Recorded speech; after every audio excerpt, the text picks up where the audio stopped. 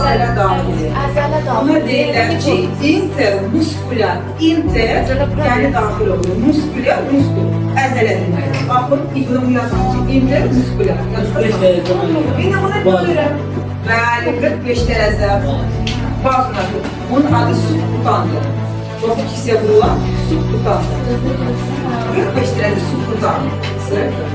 Bəs 25 derece ne vurulur? Və 15.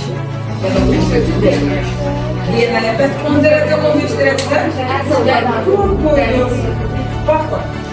Venaya vurulanda IV, intervenos.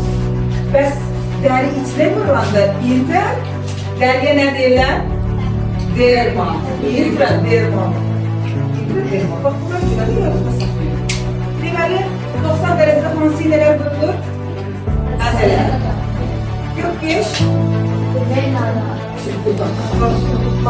25. 10.